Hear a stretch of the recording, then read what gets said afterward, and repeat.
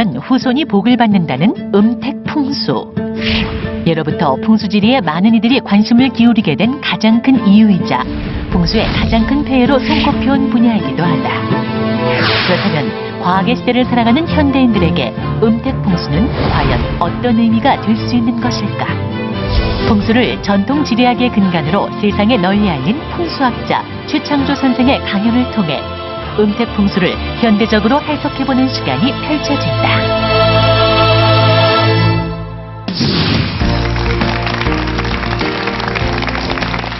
안녕하십니까. 오늘은 풍수에서 사실상 가장 중요하고 일반인들의 관심도 지대하다고 보여지는 음택풍수, 그러니까 무덤 산소 자리 잡기에 대한 내용을 장단점 가리지 않고 좀 꼼꼼히 한번 따져보겠습니다. 그런데 한 가지 주의하실 점은 이것이 언제나 술법, 미신 이것만은 아니라는 점은 전제를 하고 들어가겠습니다. 강의 시작을 하겠습니다.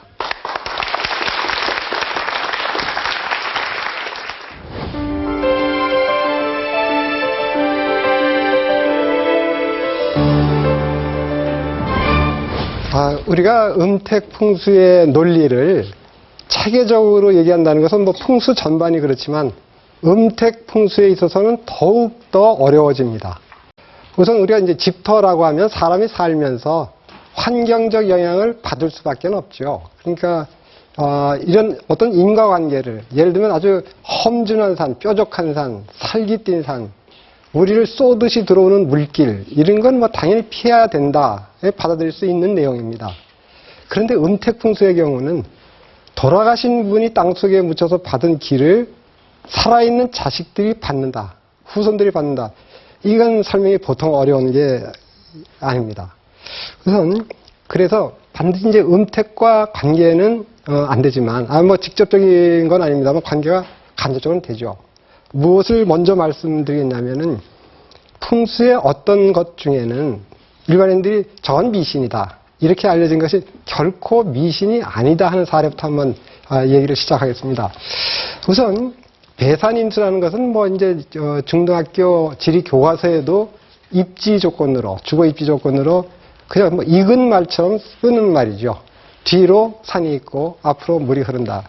근데 이건 옛사람들, 특히 농업을 위주로 하는 그런 사회에서는 산이 앞에 있고 그래야 물도 생길 테니까, 또 앞에 물이 있는 거는 이건 뭐 삶의 생존 조건입니다.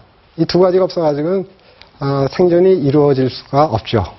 특히 우리 민족에 있어서는 뭐 두말할 나위가 없습니다. 그런데 이게 이제 그 옛사람들은 체계적으로 합리적으로 설명을 하지 않고 비유라든가 아니면 우리가 알아듣기 아주 어려운 어떤 공허하다고까지 생각되는 이론을 빌려가지고 현장을 설명해버리니까 오늘날의 우리들이 보기에는 아니, 이거는 미신이다, 이건 엉터리다 이렇게 돼버리죠. 배산임수의 예는 뭐 우리나라 대도시는 전부 다 배산임수다. 예외적인 데가 일본인들에 의해서 간척이 이루어져 뭐 여러 군데 있습니다만 김제 광활면 같은 데는 사실은 갯벌, 물이 들어오면 바다였죠. 거기가 지금 논이 됐습니다. 그러니까 이 경우에는 뒤에 산이 없습니다. 산이 없고 그냥 벌판에 그야말로 경제성 위주로 공간 배치를 했습니다. 마을 배치를. 그래서 그 마을, 그러니까 논 가운데 있는 마을들 보면 집의 벽 두께가 한 병도 무슨 개마고원 지대에 있는 그런 집처럼 두껍습니다. 또 문도 제대로 못 달아. 아주 바람이 들어오니까 방과 방 사이에 뭐 요만한 구멍 같은 걸 뚫어가지고 그걸 이렇게 엎드려서 들어오고 나가고 이런 식입니다. 이건 배산임수 원칙을 어긴 거죠. 자, 이제 우리가 평양을 한번 생각을 해볼까요? 제가 전 시간에 평양은 우리나라의 수도로 서울을 못 따라온다. 평양은 예로부터 풍수상 행주형이라고 했습니다. 배가 떠나가는 형국이다. 근데 항공 사진을 보면 정말 그렇게 보입니다.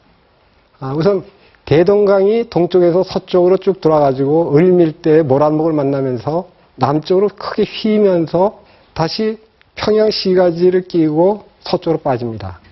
이건 실은 서울도 유사합니다. 근데 이제 평양은 아주 특색이 뭐냐면 명당술할 만한 게 없습니다. 바로 그 대동강이 들어오고 그 다음에 평양 시가지가